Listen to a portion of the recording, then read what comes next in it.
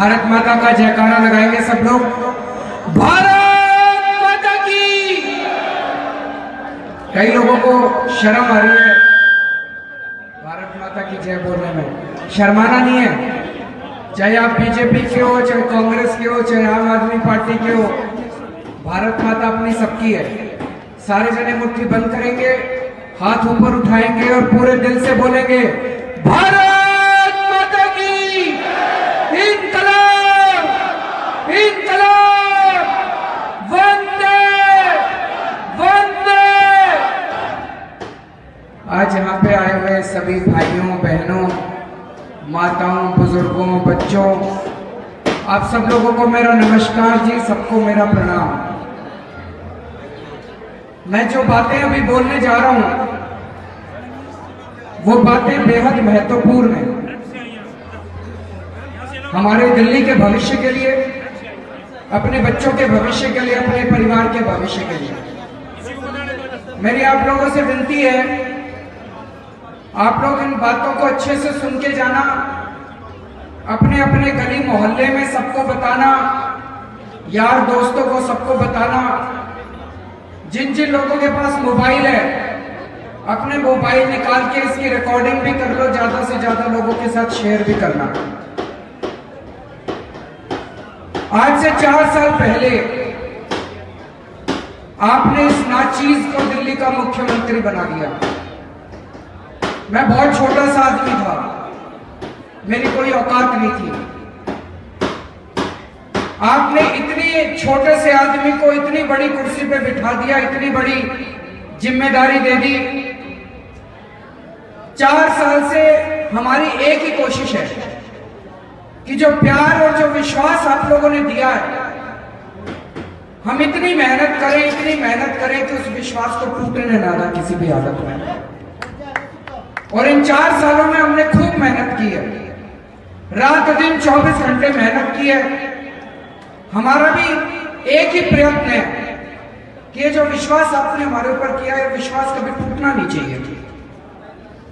आज 4 साल में इतने काम किए हैं कि आज मैं गर्व के साथ कह सकता हूं,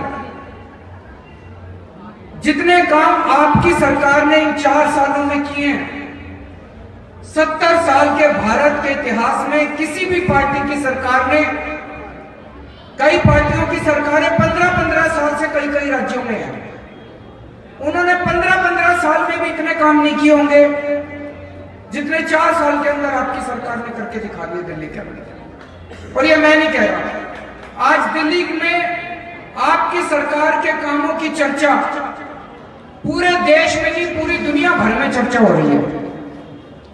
शिक्षा के क्षेत्र में जो काम हुआ है, अभूतपूर्व काम हुआ है। यहां जितने लोग खड़े हैं, मैं अपनी बात बोलूं तो ठीक नहीं लगता, मैं आप लोगों से जानना चाहूंगा, जिन जिन लोगों को लगता है दिल्ली के अंदर सरकारी स्कूलों का कायाकल्प हो गया, जरा हाथ खड़े करके बताओ। पिछले 4 साल से दिल्ली के प्राइवेट स्कूलों में फीस नहीं बढ़ने दी हमने। आज चुनाव का टाइम है, एक एक पैसे के लिए हम लोग डोनेशन मांग रहे हैं, चंदा मांग रहे हैं। एक दिन मैं भी लोगों के घर घर जाके अपनी झोली फैला के चंदा इकट्ठा करके लाया था, उसी पैसे से चुनाव लड़ेंगे। लेकिन हमने पैसे इकट्ठे करने होते, 4 साल से सरकार चल रही है, क्या कमी थी जी पैसे की? इन प्राइवेट स्कूल वालों को ही बोल देते, 1 साल अगर हम इनको फीस बढ़ा लेने देते, ये स्कूल वाले जितना मर्जी चंदा दे जाते। 4 साल से फीस नहीं बढ़ाने दी आपके बच्चों को। आज दिल्ली के जितने सरकारी अस्पताल हैं, दिल्ली में 2 किस्म के अस्पताल हैं, एक मोदी जी के अस्पताल है और एक आपकी अपनी सरकार के अस्पताल है। अब कैसे पता चले कौन सा अस्पताल किसका है? आप दिल्ली के किसी भी सरकारी अस्पताल में चले जाओ, अगर उस अस्पताल में दवाइयों के पैसे लगते हैं, ऑपरेशन के पैसे लगते हो, टेस्ट के पैसे लगते हो, तो समझ जाना मोदी जी का अस्पताल है। और अगर अस्पताल में सब कुछ मुफ्त हो, आपकी दवाइयां भी मुफ्त, टेस्ट भी मुफ्त, ऑपरेशन भी मुफ्त, इलाज भी मुफ्त, तो समझ जाना आपकी अपनी सरकार की, आम आदमी पार्टी की सरकार के अस्पताल। ऑल इंडिया मेडिकल सफदरजंग ब्राह्मण और लोहिया, ये सारे मोदी जी के अस्पताल हैं, पैसे लगते हैं। गरीब के भी पैसे, गरीब आदमी चला जाए उसके भी पैसे लगते हैं, दवा दारू के भी लगते हैं, टेस्ट के भी लगते हैं, हर चीज के लगते हैं। जीटीबी अस्पताल, जीबी पंत, एलएनजेबी, ऐसे 35 अस्पताल आपके अपने अस्पताल हैं जहां एक पैसा नहीं लगता। आपकी सरकार ने आने के बाद इन अस्पतालों में सब कुछ मुफ्त कर दिया, सब कुछ, अमीरों के लिए भी, गरीबों के लिए भी, सबके लिए। 70 साल में भारत के इतिहास में पहली बार हुआ है कि सरकारी अस्पताल में सब कुछ मुफ्त कर दिया। भगवान ना करे कल आपके घर में कोई बीमार हो, भगवान आपके घर में सबको बहुत स्वस्थ रखे, लेकिन अगर कोई बीमार होता है चिंता मत करना पैसे की, आपकी अपनी सरकार है। 10 लाख रुपए भी लगेंगे दवादारों में, आपकी सरकार सारे पैसे देगी, आपको चिंता नहीं। आज पूरे देश में सबसे सस्ती बिजली आपको मिल रही है। मेरे को याद है सरकार बनने के पहले मैंने खुद 15 दिन अनशन करा था दिल्ली में, बिजली के बिलों के खिलाफ। लोगों के कई कई हजार रुपए के बिल आया करते थे। आज 200 यूनिट तक 1 रुपए यूनिट कर दी बिजली, 1 रुपए। पूरे देश में सबसे सस्ती बिजली दिल्ली वालों को मिल रही है। और पूरा देश तो छोड़ो, आज मैं देख रहा हूं यहां सारे पढ़े लिखे लोग हैं, जाके घर में इंटरनेट पे गूगल सर्च मार लेना, पूरी दुनिया में सबसे सस्ती बिजली आज दिल्ली वालों को मिल रही है। देश छोड़ो, पूरी दुनिया में 1 रुपए यूनिट पूरी दुनिया में कहीं नहीं है, पूरी दुनिया में कहीं नहीं है। America, Japan, Tokyo, African countries, अमीर देश, गरीब देश, कोई उठा के देख लेना, महाराष्ट्र, तमिलनाडु, पंजाब, हरियाणा, कोई उठा के देख लेना, 200 यूनिट तक 1 रुपए यूनिट है। और उसके ऊपर भी जितनी बिजली है सबको सस्ती मिल रही है। और 24 घंटे बिजली कर दी। मेरे को याद है आपकी सरकार बनने के पहले रोज कितने पावर तक लगा करते थे। इन्वर्टर वालों की दुकानें चला करती थी, बैटरी वालों की दुकानें चला करती थी, जनरेटर खूब बिका करते थे। भाई साहब दिल्ली के अंदर इन्वर्टर की दुकानें बंद हो गई हैं, बैटरी खरीदनी बंद कर दी लोगों ने। 24 घंटे बिजली हो गई और सबसे सस्ती बिजली हो गई। ये असली विकास है जो दिल्ली के अंदर आज हो रहा है। नहीं तो विकास की बातें करनी बड़ी आसान है, असली विकास करने के लिए रात दिन 24 घंटे मेहनत करनी पड़ती है। भाई साहब आज हमारी दिल्ली, हम कहते हैं देश की राजधानी है। ये जो बड़ी बड़ी रिंग रोड और ये सब सड़कें आप देखते हो ना, इन सड़कों से थोड़ी सी नीचे उतर जाओ, असली दिल्ली दिखाई देती है। कच्ची कॉलोनियां, झुग्गी बस्तियां, गांव दिल्ली के, इनमें कोई सड़कें नहीं हुआ करती थी, कोई गलियां नहीं, कोई नालियां नहीं, कोई सीवर नहीं, कोई पानी नहीं की पाइपलाइन नहीं। 70 साल हो गए आजादी को।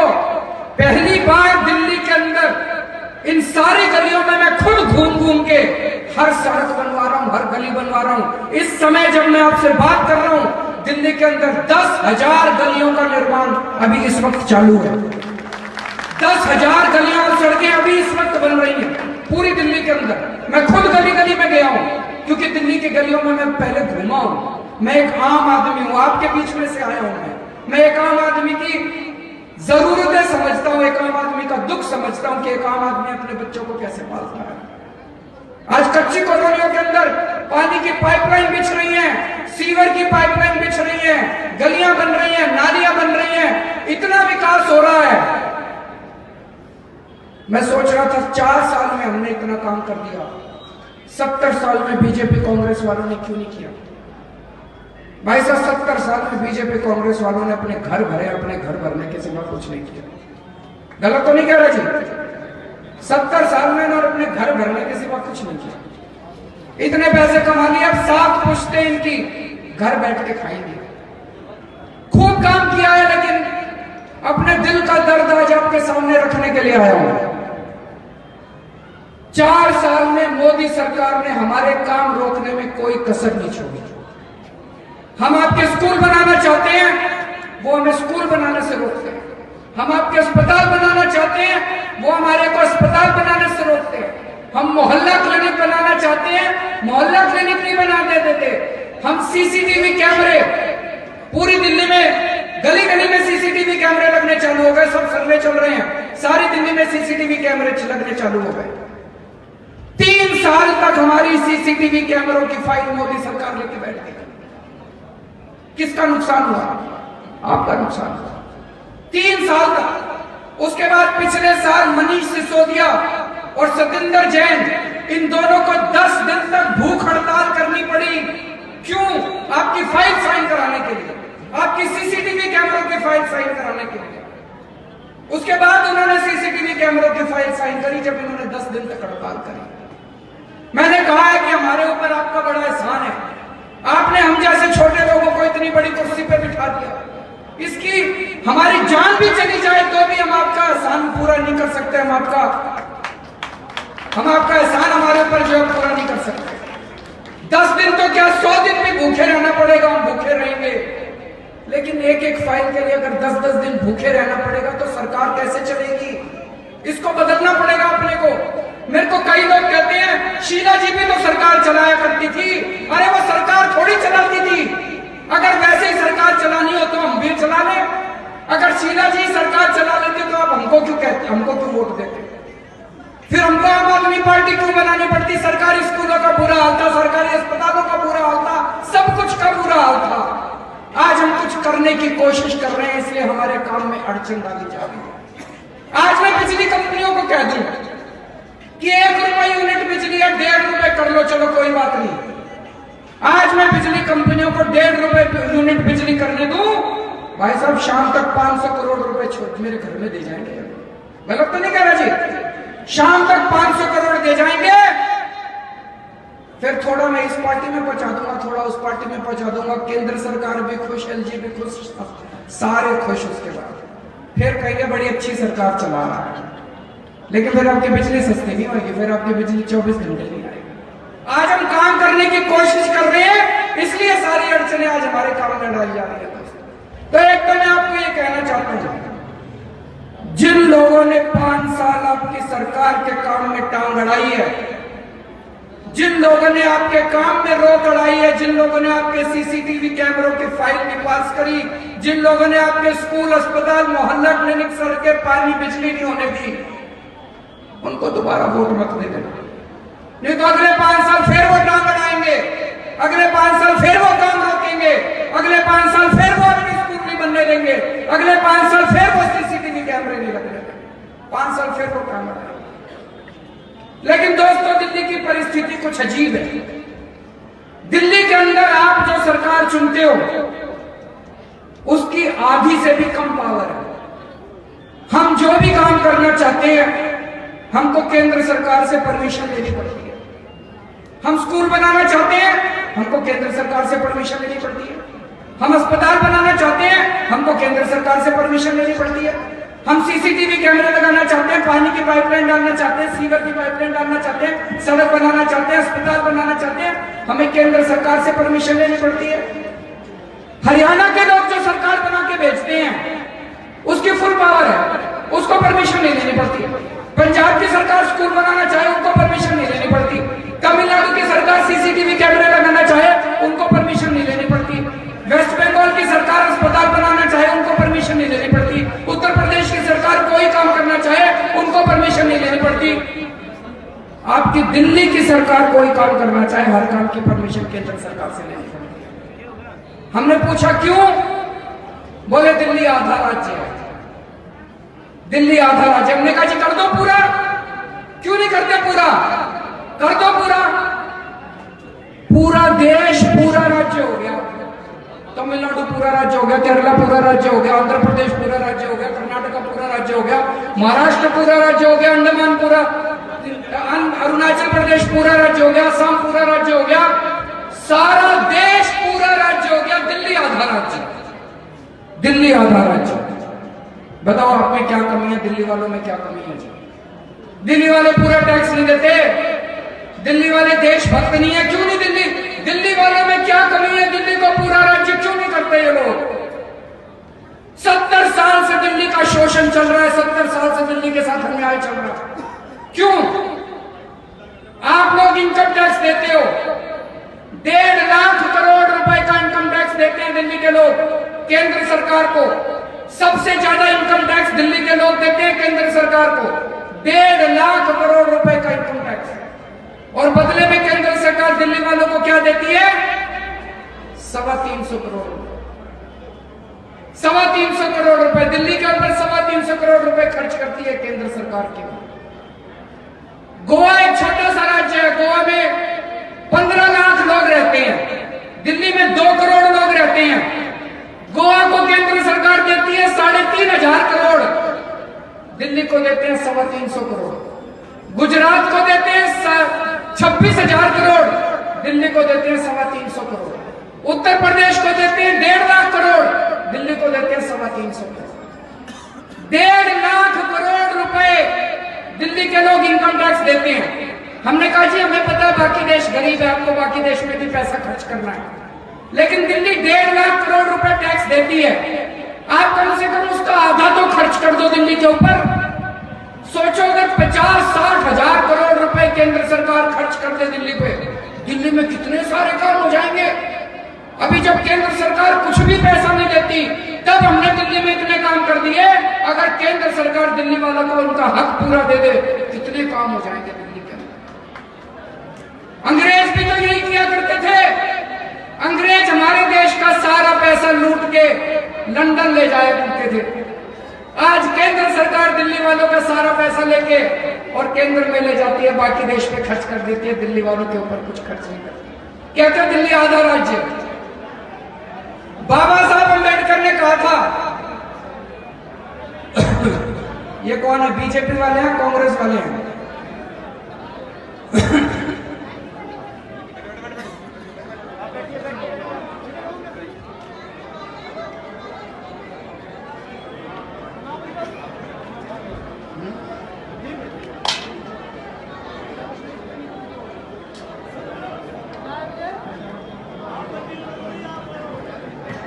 भाई साहब पूरे दिल्ली में जहां मैं सभा करता हूं, ये बीजेपी और कांग्रेस वाले हर जगह पहुंच जाते हैं।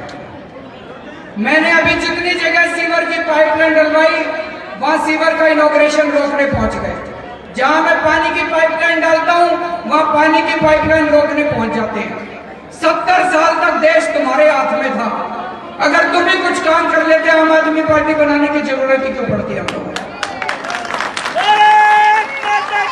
और दिल्ली प्रगति कर रही है, दिल्ली इतना काम कर रही है, तो हर काम रोकने के लिए बीजेपी कांग्रेस वाले को आ जाते हैं। हम तुम्हारे साथ हैं, हम तुम्हारे साथ हैं। दोस्तों हमारे संविधान में लिखा है, 70 साल पहले बाबा साहब अम्बेडकर ने संविधान बनाया था। संविधान में लिखा है एक आदमी एक वोट, चाहे अमीर हो चाहे गरीब हो, एक आदमी का एक वोट। चाहे आदमी हो चाहे औरत हो, एक आदमी का एक वोट। चाहे वो तमिलनाडु का रहने वाला हो, चाहे असम का रहने वाला हो, चाहे उत्तर प्रदेश का रहने वाला हो, एक आदमी का एक वोट। लेकिन इन्होंने क्या कर दिया? दिल्ली वालों का आधा वोट। दिल्ली आधी सरकार, दिल्ली सरकार आधी सरकार, दिल्ली आधा राज्य। ये तो सरासर नाइंसाफी है, दिल्ली के लोगों के साथ नाइंसाफी है। आपने 4 साल पहले हमको वोट दिया था। 4 साल पहले आपने जितनी जिम्मेदारियां दी थी, आपने स्कूलों की, अस्पताल की, बिजली की, पानी की, सीवर की, सीसीटीवी कैमरों की जितनी जिम्मेदारियां दी थी, वो सारी जिम्मेदारियां आज हम इनसे लड़ के ही चाहे करानी पड़े करा रहे हैं, पूरी करा रहे हैं। लेकिन दिल्ली वालों के कई सारे ऐसे मसले हैं जो तब तक पूरे नहीं हो सकते जब तक दिल्ली पूरा राज्य नहीं बन जाए। जैसे मैं आपको 3-4 उदाहरण देता हूं। आज दिल्ली में चारों तरफ गुंडागर्दी मची हुई है, कानून व्यवस्था बिल्कुल लचर हो चुकी है। आज हमारी मां बहनें अपने आप को असुरक्षित महसूस करती हैं। सवेरे सवेरे लड़की जब घर से बाहर निकलती है कॉलेज जाने के लिए, माँ बाप का दिल धक धक करता रहता है, पता नहीं लड़की वापस आएगी नहीं आएगी सुरक्षित। पूरी दिल्ली के अंदर गली गली में नशा बिक रहा है। पूरी दिल्ली में गली गली के अंदर नकली दारू बिक रही है। पूरी दिल्ली में चोरी चकारी मची हुई है, चेन स्नैचिंग हो रही है। गली के अंदर लोफर लड़के खड़े रहते हैं। खुदा ना खास्ता अपने घर में कुछ हो जाए, हम पुलिस के पास जाते हैं। मैं आपसे पूछना चाहता हूं, पुलिस आपकी सुनती है?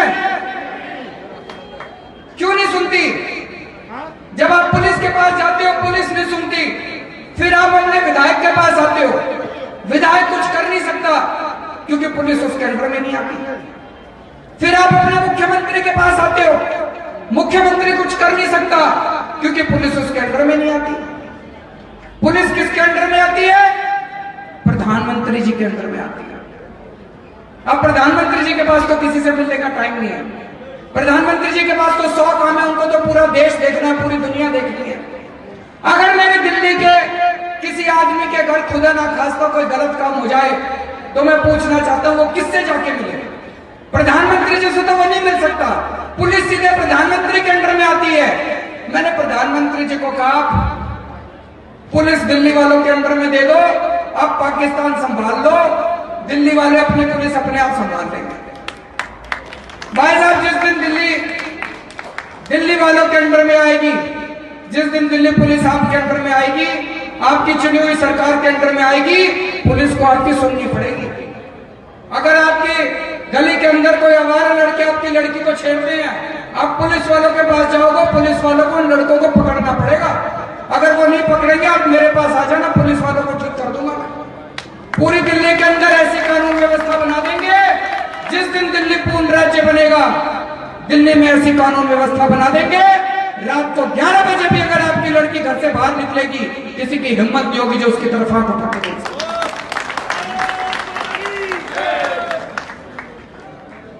पूरी दिल्ली में सीलिंग हुई अभी, सारे दुकान वाले, सारे इंडस्ट्री वाले, इतने लोग बेरोजगार हो गए, इतने लोगों के घर उजाड़ गए। मैं आपसे पूछना चाहता हूं, आपने पिछली बार 7 सांसदों को वोट दी थी, 7 बीजेपी को जिताए थे, एक भी सांसद ने आपकी आवाज उठाई हो तो बता देना। एक भी बीजेपी के एमपी ने सीलिंग के खिलाफ आवाज उठाई हो, आपकी मदद की हो? केंद्र में उनकी सरकार बैठी थी, सीलिंग बंद नहीं करा सकते थे वो लोग? करा सकते थे। केंद्र सरकार करना ही नहीं चाहती थी। सारे व्यापारी आए मेरे पास, मैं 10 बार केंद्र सरकार के पास गया उन व्यापारियों को लेके। मैंने जाके मैं गिड़गिड़ाया, रोया, पीटा केंद्र सरकार के पास कि मेरे दिल्ली के व्यापारी उजड़ रहे हैं, इनको बचा लो। केंद्र सरकार को एक लाइन का ऑर्डिनेंस पास करना था, बस एक लाइन का। हमने ड्राफ्ट करके भी दे दिया था। एक लाइन का ऑर्डिनेंस पास करना था, जो दुकान दिल्ली में जहां है उसकी फिलहाल सीलिंग नहीं की जाएगी, बस। और कुछ पास नहीं करना था। केंद्र सरकार नहीं मानी।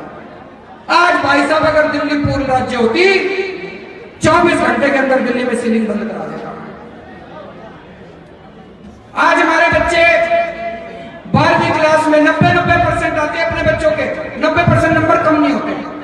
90% नंबर आने के बाद भी अपने बच्चे, उनको कॉलेज में एडमिशन नहीं मिलता। क्यों नहीं मिलता? एक दिल्ली का बहुत बड़ा कॉलेज है, बड़ा नामी कॉलेज है, उसमें 150 सीट है। पिछले साल उसमें से 140 सीट तमिलनाडु के बच्चे ले गए।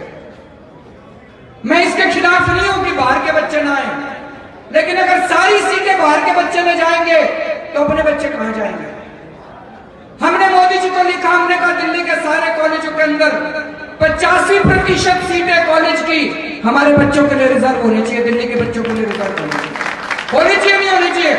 हाथ खड़े करके बताना, होनी चाहिए नहीं होनी चाहिए? 85% सीटें हमारे बच्चों के लिए रिजर्व होनी चाहिए। जो जिस बच्चे ने दिल्ली से 12वीं पास की है, ऐसे बच्चों के लिए 85% सीटें हमारे बच्चों के लिए होनी चाहिए। 15% सीटें बाहर को बच्चों को दें। 4 साल पहले जैसी हमारी सरकार बनी, हमने मोदी जी को चिट्ठी लिखी। हमने कहा जी हम दिल्ली में नई यूनिवर्सिटी बनाना चाहते हैं, कई सालों से नई यूनिवर्सिटी नहीं बनी, हम नए कॉलेज खोलना चाहते हैं। आज 4 साल हो गए, अभी तक परमिशन नहीं मिली। हरियाणा की सरकार अगर यूनिवर्सिटी बनाना चाहे, उनको परमिशन लेने की जरूरत नहीं है। उत्तर प्रदेश की सरकार अगर नए कॉलेज खोलना चाहे, उनको केंद्र सरकार से परमिशन लेने की जरूरत नहीं है। दिल्ली पूर्ण राज्य बनेगी, 2 साल के अंदर इतने कॉलेज खोल दूंगा दिल्ली के अंदर, फर्स्ट डिवीजन वाले को, 60% वाले को भी अच्छे कॉलेज के अंदर एडमिशन मिलेगा। आज अपने बच्चे बेरोजगार घूम रहे हैं। अभी 25,000 टीचरों की वैकेंसी निकलने वाली है। मैं आपसे पूछना चाहता हूं, इन 25,000 टीचरों में 85% हमारे बच्चों को नौकरी मिलनी चाहिए, नहीं मिलनी चाहिए? ये भी सारी नौकरियां बाहर के लोग ले जाते हैं, उसके भी मैं खिलाफ नहीं हूं। लेकिन अगर सारी नौकरियां बाहर के बच्चे ले जाएंगे, हमारे दिल्ली वाले कहां जाएंगे? दिल्ली वालों ने क्या कसूर कर दिया? हमने इनको लिखा, हमने कहा 85%, मनीष जी ने लिखा चिट्ठी, मनीष जी एलजी से मिलकर आए कि भाई 85% जितनी वैकेंसी दिल्ली सरकार में निकलती है 85% दिल्ली के बच्चों की होनी चाहिए, नहीं मानते ये।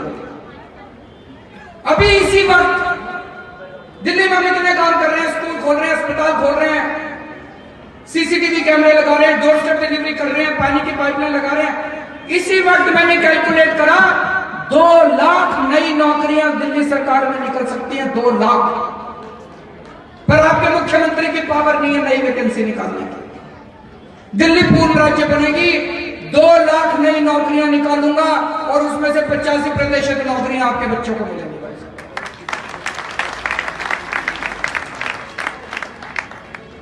आज दिल्ली के अंदर यहां इतने सारे अभी लोग बैठे हैं, आप में से जितने अपने घर के मालिक है जरा हाथ खड़े करो, जिनका अपना घर है, और जितने किराएदार हैं जरा हाथ खड़े करो। मैं आपसे पूछना चाहता हूं, हर परिवार का सपना होता है कि अपना एक घर होना चाहिए, और हर परिवार का सपना होता है कि जब बच्चे बड़े हो जाए तो हर बच्चे को एक नौकरी मिल जाए और एक घर होना चाहिए। हमने 70 साल पहले डीडीए बनाई थी।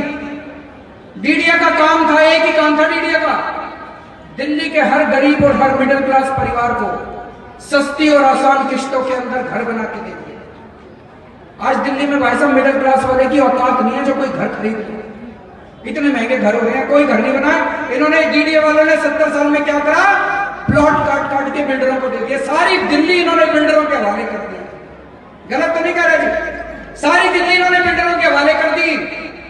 आज मैं पूरी प्लानिंग करके आया हूं, जिस दिन दिल्ली पूर्ण राज्य बनेगी 10 साल के अंदर दिल्ली के हर वोटर परिवार को, जो दिल्ली का रहने वाला, जो दिल्ली का वोटर है, हर परिवार को सस्ती और आसान किश्तों के अंदर घर बना के देंगे।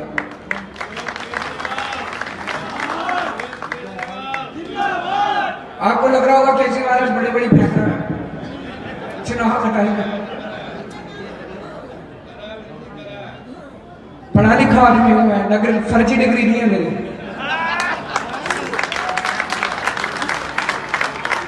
जब मैं पिछले चुनाव में, दिल्ली का जब चुनाव हुआ था, गली गली में जाया करता था, मैं कहता था जैसे ही हमारी सरकार बनेगी हम दिल्ली में बिजली के बिल आधे कर देंगे।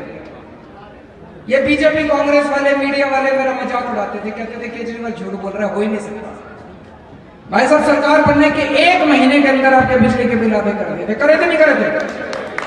आज मैं पूरी प्लानिंग करके आया हूं, जो कहता हूं करके दिखाता हूं। जैसे ही दिल्ली पूर्ण राज्य बनेगी 10 साल तो लगेंगे, टाइम लगेगा घर बनने के अंदर, लेकिन एक ऐसा मॉडल खड़ा करके दिखाएंगे पूरी दुनिया के अंदर कि दिल्ली में रहने वाले हर परिवार का अपना घर होगा, कोई किराएदार नहीं होगा उसका। बहुत सारे काम हो सकते हैं, मैंने तो आपको भी 4-5 काम ही बताए हैं। पुलिस आपकी सुनने लगेगी, महिलाओं को सुरक्षा मिलेगी, आपके बच्चों को कॉलेज में एडमिशन मिलेगा, नौकरी मिलेगी, हर परिवार को घर मिलेगा, सीलिंग बंद होगी। जैसे दिल्ली के सरकारी स्कूल ठीक करके दिखाए, जैसे दिल्ली के सरकारी अस्पताल ठीक करके दिखाए, जैसे हमने सीसीटीवी कैमरे, सड़कें, नालियां, गलियां बना रहे हैं, ऐसे दिल्ली पूर्ण राज्य बनने के बाद ये सारे काम करके दिखाएंगे। लेकिन अब अपने को, सबको दिल्ली को पूर्ण राज्य बनाने के लिए लड़ना पड़ेगा, ऐसे नहीं देने वाले हैं। तेलंगाना अलग राज्य बना था, तेलंगाना के लोगों ने आंदोलन किया था। उत्तराखंड अलग राज्य बना था, उत्तराखंड के लोगों ने आंदोलन किया था। झारखंड अलग राज्य बना था, आंदोलन किया था। दिल्ली को अगर पूरा राज्य बनाना है, अपने सब लोगों को लड़ना पड़ेगा, मरना पड़ेगा, कटना पड़ेगा। लड़ने के लिए तैयार हो? मैं तैयार हूं, मैं अपनी जान भी देने को तैयार हूं, लेकिन आप सब लोगों का साथ चाहिए, आपके बिना नहीं हो सकता है। और ये आने वाला चुनाव जो भी 1.5 महीने बाद है, ये बड़ा महत्वपूर्ण है। इस चुनाव में हम लोग चाहें तो पूर्ण राज्य ले सकते हैं। पिछली बार के चुनाव में रामलीला मैदान में, मेरे को याद है, मोदी जी आए थे। 2014 के चुनाव में मोदी जी रामलीला मैदान में प्रॉमिस करके गए थे कि 7 MP मेरे को दे दो, मैं दिल्ली को पूरा राज्य बना दूंगा। मोदी जी ने धोखा दिया, झूठ बोला, 5 साल के अंदर उन्होंने बनाया। उसके पहले 2004 में और 2009 में कांग्रेस ने वादा किया था 7 MP हमारे दे दो, देंगे। दोनों बार आपने कांग्रेस के साथ एमपी बना दिया। कांग्रेस की सरकार थी केंद्र में, कांग्रेस ने भी पूरा राज्य नहीं बनाया।